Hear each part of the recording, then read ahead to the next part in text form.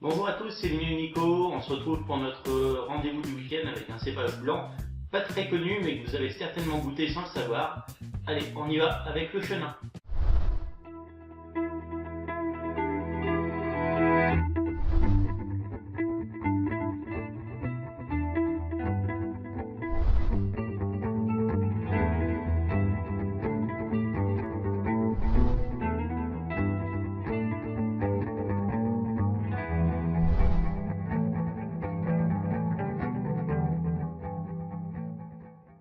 Le chenin est un cépage blanc français originaire d'Anjou, apparu dès le 9e siècle. Il aurait été obtenu par sélection à partir du chenin noir. Il s'est très vite répandu à la Touraine où il tire son nom du mont Chenin. Pour la petite histoire, Rabelais le cite dans le Gargantua au XVIe siècle. Il est également présent en Australie depuis le 19e siècle, mais aussi en Afrique du Sud. De nos jours, il est également présent en Argentine, Chili, États-Unis et Nouvelle-Zélande. Il produit des blancs secs, liquoreux et effervescents. Sa couleur est généralement jaune pâle avec des reflets brillants, mais peut, suivant sa vinification, notamment liquoreuse, devenir jaune doré avec des reflets dorés. En ce qui concerne le nez du chenin, il est fruité et floral.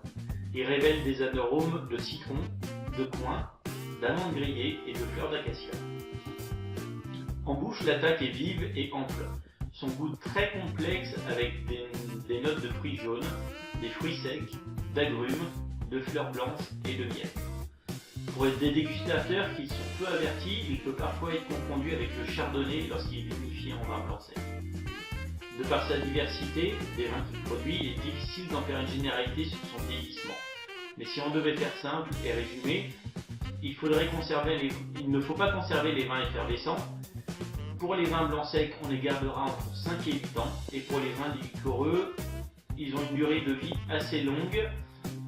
Il faudrait goûter vraiment pour pouvoir dire plus facilement. Mais moi, j'en ai goûté qui avaient plus de 25 ans et qui méritent encore d'être gardés. On dit du chenin qu'il est le vin de ceux qui sont ouverts au monde. Si on voulait faire un repas entre amis et le mettre vraiment à l'honneur, j'ouvrirais un vouvray sec à l'apéritif et servirais quelques sushis.